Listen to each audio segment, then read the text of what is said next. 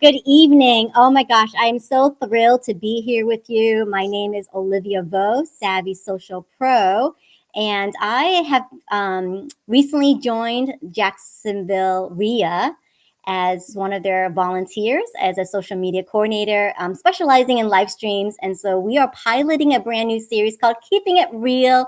And the REAL, as you notice, is an acronym for Real Estate Education Applied Locally. So yes, so this whole series is designed to help feature our members who are actively doing real estate deals. And throughout the show, future shows, we'll be able to feature some of their actual case study real estate transactions. So stay tuned for that. We are so delighted to kick off the series today with one of our active members, Christina Rodriguez. A little bit more about her in just a few minutes here. But our question of the day is, what does your mindset have to do with real estate? So yes, so keep that in mind. That is the discussion we'll be having today with Christina. Say hello in the chat. Let us know where you're watching us from. Are you a real estate investor? Do you want to be a real estate investor? So please comment, connect, engage with us. This is for you. We want to bring you valuable educational content surrounding real estate investing, asking and answering all your questions surrounding real estate. Jacksonville is a hot market, still continues to be very trending, hot market for new relocations, et cetera. So there's tons of opportunities here. So there's still time for you to get into the game. So please visit our website. We just launched a brand new website called JaxREIA.com. So that is where you'll find all the information about who we are, our events and upcoming classes and workshops. And, please have a look. With it being holiday months coming up very soon in November, December, we're planning some major networking party events, lots of fun, cross-wide city collaborations with other real estate entities. And so please join us and check us out. So without further ado, I would love to introduce you to our first guest who is going to kickstart off our series. Her name is Christina Rodriguez, originally from Miami, and she's moved to Jacksonville here about 3 years ago. And she just saw a tremendous opportunity and she went for it. So we're so excited to pick her brain today and just hear a little bit about how she got started with real estate, and also just to hear about her approach to having a success mindset. So please welcome Christina Rodriguez. Ta-da! Hello, Christina. Oh my God, thank you for that introduction. How are you?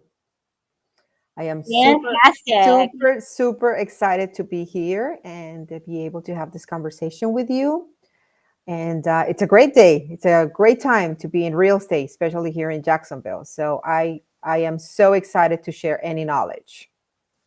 Wonderful. I just have to say, I love this background. You've got like a whole halo, it seems, around you.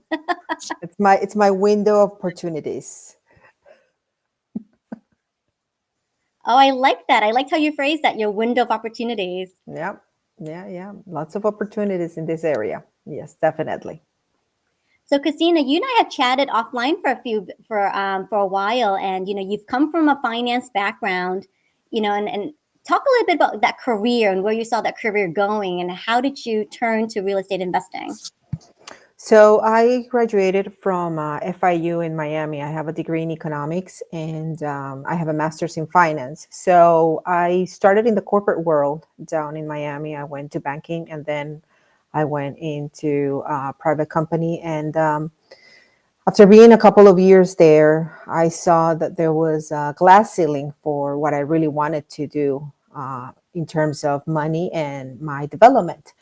So I stumbled across real estate because I was helping a friend do a real estate doing taxes. And one of the taxes that I was preparing was for a real estate investor.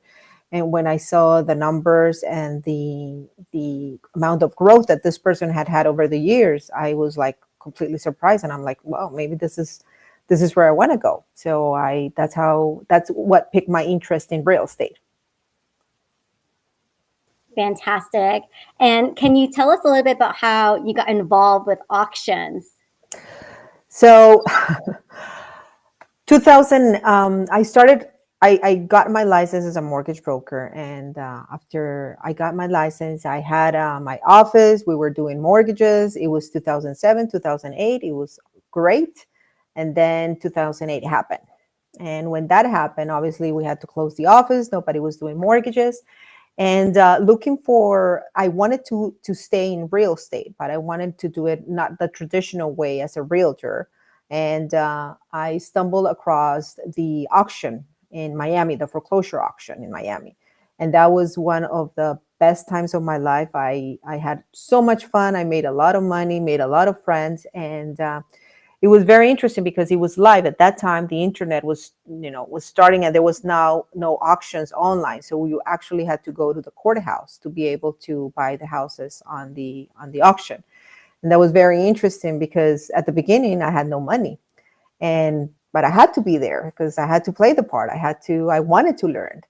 So I will stand up. I will practice in the mirror, in front of a mirror, and I will start like shouting the numbers that I would have to shout if I was going to bid in any of the properties. So being my first language is not English, it's Spanish. So I wanted to make sure I was able to shout the 10,000, 10,000 or 11,000 correctly.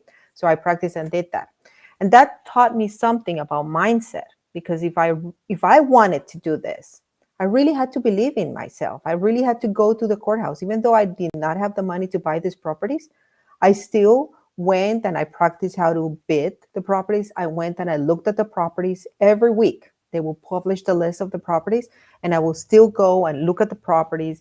I will run the comps. I will do the analysis of the properties that I wanted to buy, even though I did not have the money. So I think that that was a pivotal moment in my life because I really changed my mindset. I really started believing that I was doing this for a living, even though I didn't. And then one day, just one person walked in and said, "You know what? Can you help me buy a property?" And that was my first client, and I was able to assist him in the courthouse.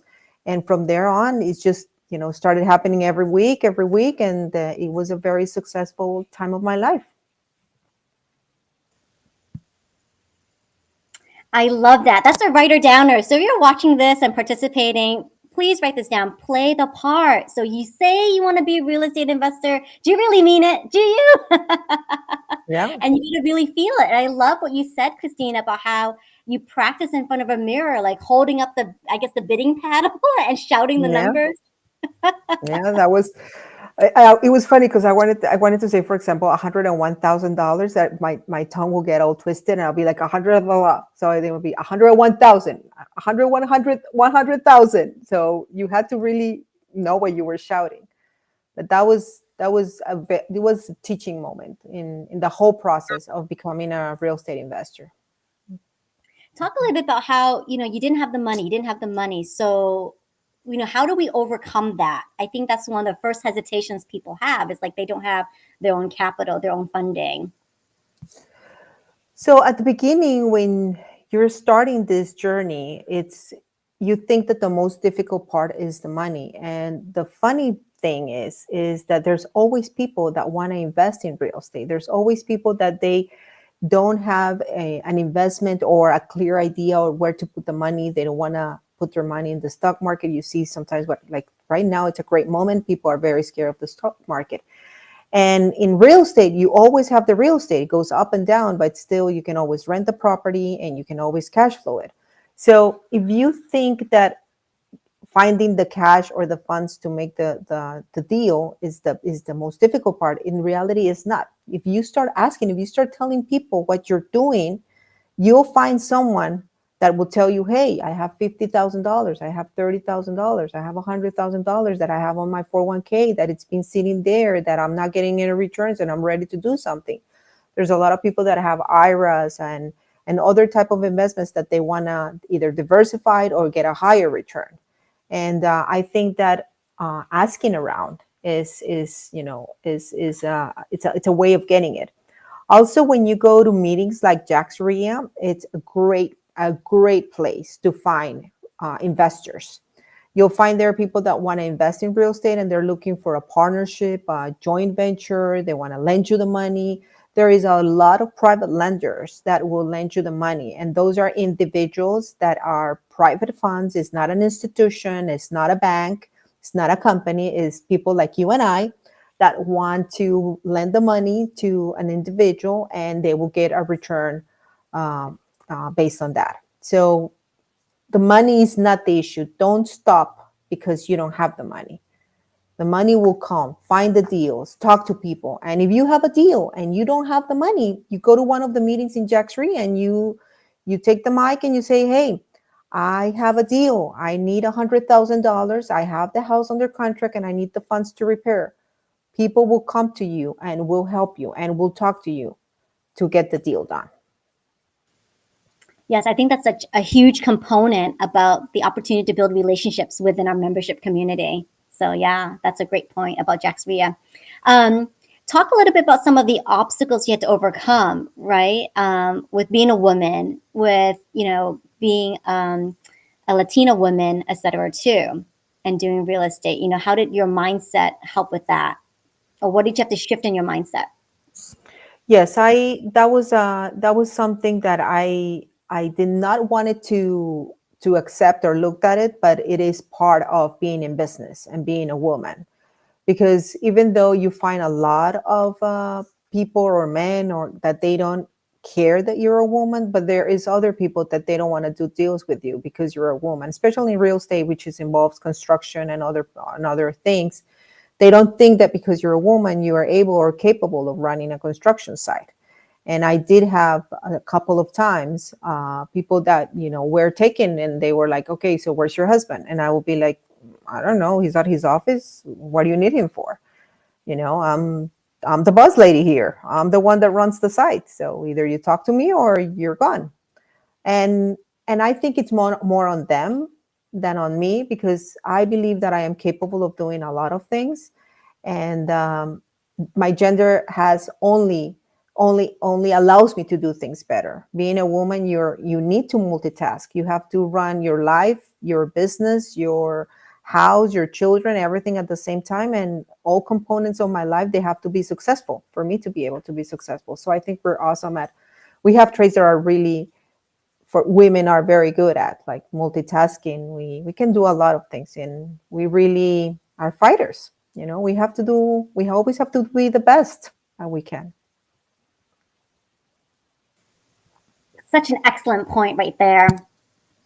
And I think you're giving everyone a powerful reminder for everyone that, you can tell yourself, part of your success mindset is that you are capable. Yes. And just to keep reminding yourself you are capable, and you will find ways to be capable. You will learn to be capable, etc., and rise to the occasion. Yes, and if you are in an environment with other real estate investors, there's always things that are going to come up that you either don't know how to deal with them, or you need some help with it or some advice. And that's why, for me, it's extremely important to be surrounded by real estate investors, to have friends in the business that you can pick up the phone and call them and ask them a question, and tell them, what would you do in this situation, because we're in the same field. We all have had issues with construction, with financing, legal issues, and they can either refer you, give you good tips, good points. And for me, that's what, I, coming from Miami and not knowing anyone in Jacksonville, that's why JaxREIA is, for me, is like home, because I know that if I have an issue, I go there and then I ask one of my fellow investors, and then they refer me to a friend or somebody else. And the important thing is not to stop, not to let anything stop you. You have an issue, okay, you solve it, you pass, you go, you move forward, It's always get that pull of going forward. Every day you wake up, you have a brand new day, brand new opportunity to make it happen. You have, it's the canvas is white for you to paint it either way you want. You can make it a very successful day. And anything that you do towards real estate, it's one step closer to whatever your goal is. And always be on the positive side, because you always win. You never lose. So talk about the first one, because the first deal, the first one, there's something about that. Oh my, the first house that I bought for me, because I bought houses for a lot of people. I did business for a lot of people, but then my first house was a small house, $13,000. I was so excited. I read the HUD 3 times. I made sure all the numbers were correct. And then when you sign and you walk out of that title office, something changes in your mind. It's like, okay, I can do this over and over and over again. It's like riding a bike. You need to do it one time correctly, and that's it. So after that deal, I got hooked. I just want to keep on going to closings. I just want to keep on buying, selling, whatever it is. But it's a great feeling. But you need to do it one time. Once you do it one time, that one time, because a lot of real estate investors, they have analysis paralysis, that they analyze and analyze and analyze, and they never get to that signing, to that closing. You need to get to that closing, even if you're not going to make a ton of money, even if it's not the best deal, but you need to break that ceiling. Once you do that, that's it. The world opens to you and the possibilities are immense. What do you think prevents people? Well, you mentioned analysis paralysis, but what else is preventing people from doing that one time? I think people are very afraid of what will come next too, because now I have this house. Now what? Now what do I do with it? Right? So, I'm going to rent it. Oh my God, what am I going to do? So I think that if you break things into stages, it helps you like accomplish things in an easier way. So, and you have to be very compassionate and respectful with yourself. So you go and you buy the house. You know what? Kudos to you. You got your house. You got the money through a private lender or through a bank or where your savings. You know what? You did step one. So that it's a huge step that a lot of people, they don't even go to that. And now step two is, am I going to fix it? How am I going to fix it? Am I going to rent it? What am I going to do?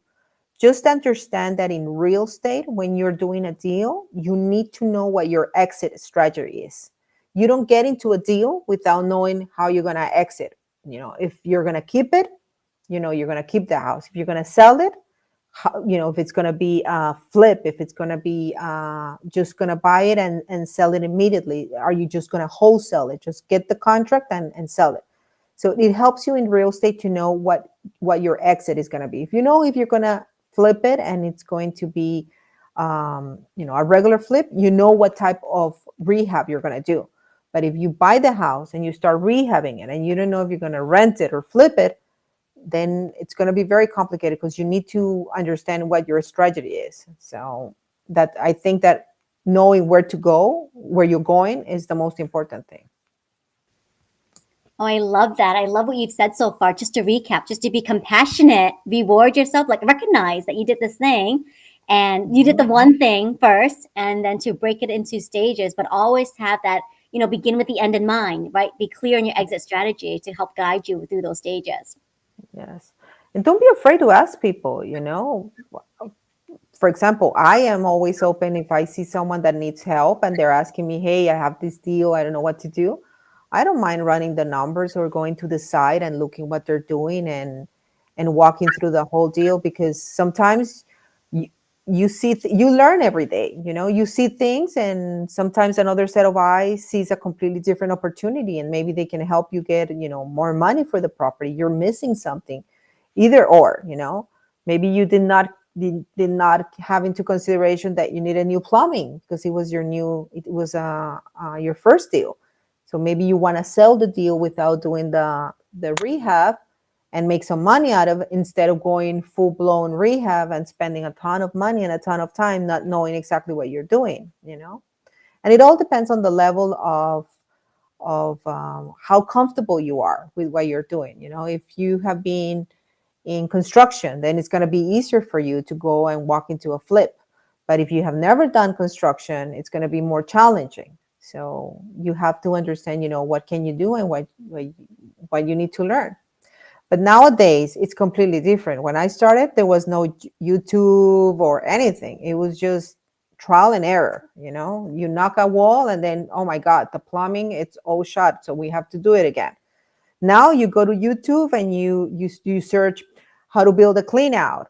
What happens when the toilet doesn't work? You can always go and look at some video that is going to help you do this, and how to build a house from A to C. Not that it's the same thing as a professional doing it, but at least you have some type of idea.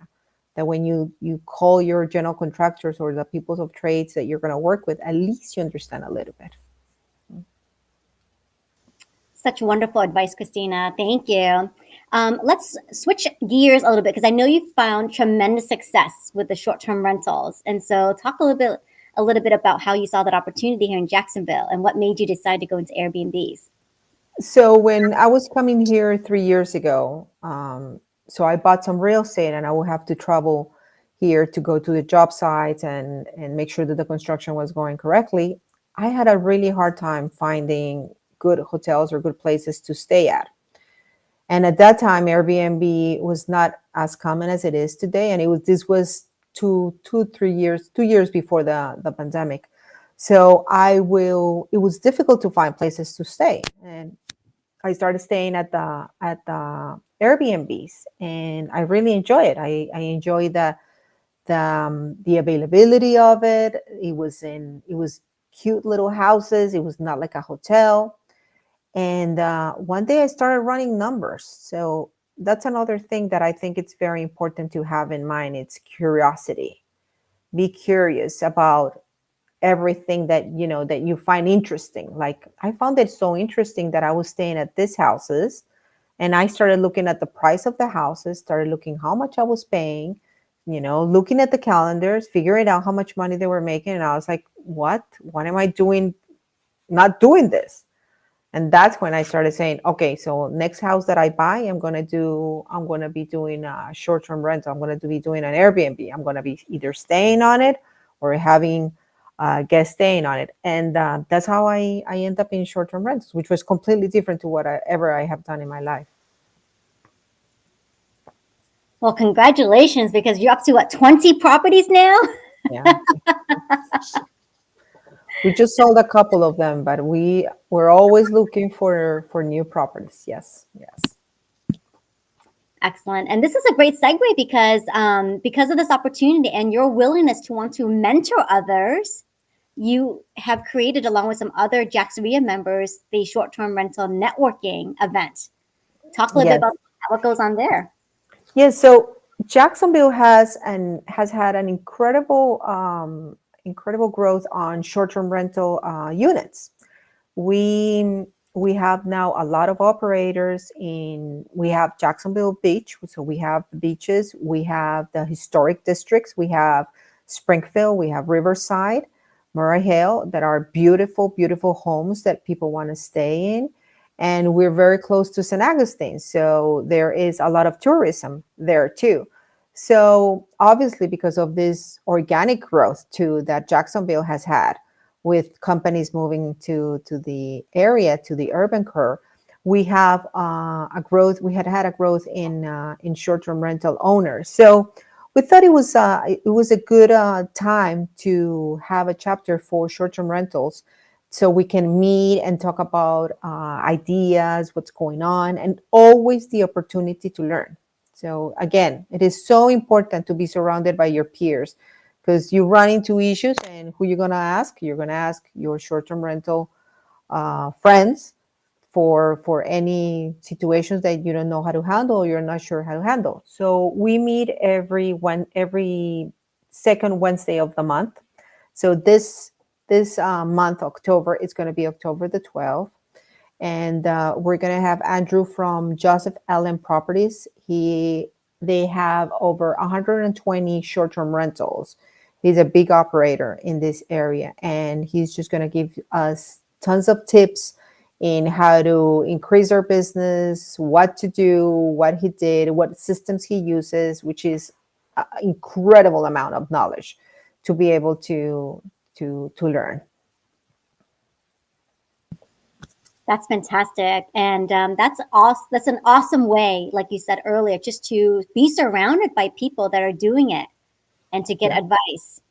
And so I'm so excited for this offshoot of a networking event, because we have our main monthly meeting every month, but then like during the week, depending on your area, we have these sort of like niche networking events as well too. And so this is a particular one for short-term rentals and Airbnb. So excellent. And then you also lead JaxREIA Espanol. Yes, we have we have a couple of members that are only Spanish speaking, and we thought it would be cool to be able to meet um, and get some people to our meetings that they don't feel comfortable completely in the English meeting. So that's been a slower plot process, but we're getting there. We're getting more people to join in Spanish only. It's not Miami though, but we're getting there. No, I think that's wonderful. And like, we're just so thrilled to have you as part of JaxREIA and to be so generous with your time and resources and knowledge, right? To help expand our community and to get more people involved. I think everyone can have a piece of the pie. Yes.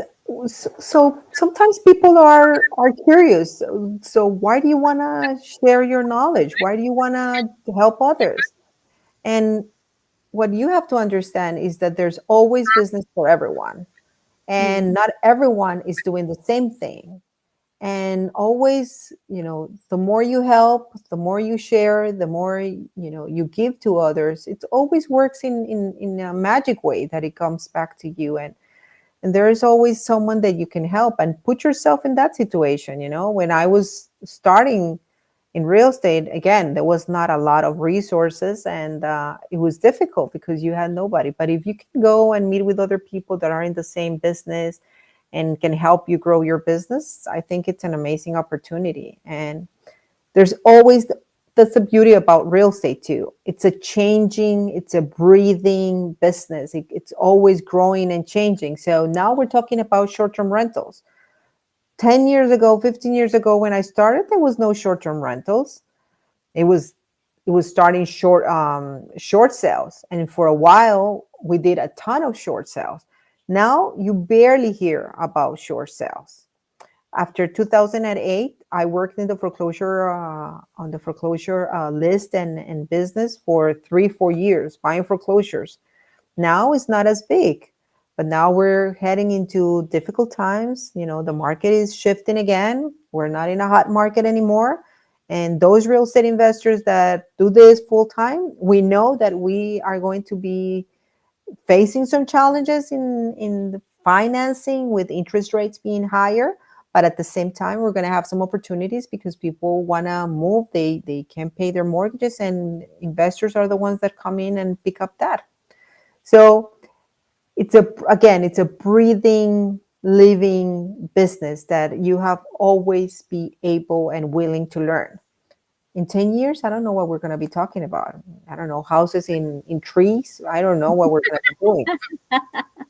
But have the open mind to learn and to be willing to move where the market is going always. And that's part of mindset too, right? Like having open mindset, being curious, like you said earlier, and Very. following the trends, see what other people are doing. So I think that's why JaxREIA is so beneficial, because you get to hear all the new ideas that Yes, people are exactly. involved in. Exactly. Excellent. So Exactly. you're just a wealth of knowledge. I feel like you'll be a repeat guest in the future.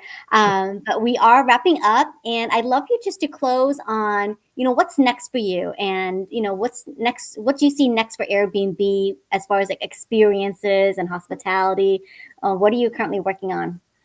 So even though Airbnb or short-term rentals is with real estate, it's truly a hospitality business because you're servicing guests and you are completely service is what you provide to your guests, not only the real estate, but their service. So I think that only those who provide excellent service and give value to their properties are the ones that are going to be able to survive. There is an amount of hosts coming into the platforms right now, and I think we're going to be seeing some hosts that are going to be going back to long-term rentals. And you require a structure to have short-term rentals. In regards to the market, I do believe we are going to see some opportunities in the future, and I'm very optimistic about my field, us going and getting a lot of work done. But we need to be able to look at our liquidity and cash positions because the interest rates are going up.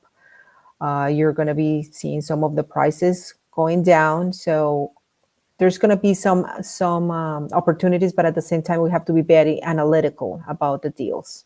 So good times. It's constantly evolving. I love it. Yep. Excellent. Well, thank you once again, Christina, for your time and kicking things off for our Keeping It Real series. We so appreciate you. And please, everyone, all the things that we're talking about, it's available on this website. So go to JaxREIA.com right now, and you can get a whole list of all our upcoming events, including the short-term rental networking event that's happening next Wednesday at our JaxREIA classroom. And then also keep an eye out for some of our weekly events, our upcoming classes, and then our huge holiday parties that are happening November and December. So typically we meet on the third Thursday of the month, but because it's November, December, we moved that to the second Thursday. So just keep an eye out, mark your calendars, and you can meet Christina in person when you go to these events. Thank you so much, Olivia. This has been so much fun. I look forward to being here again and hopefully meeting some new people at the meetings. Thank you so much. You're welcome. You're so welcome. So I think it's fair to say what we've learned today from Christina is that get connected with a community. So if you're looking for cash, community, and connections, you'll find them at JaxREIA. So we're going to play an outro clip, and we'll see you real soon. Take care, everyone. Bye.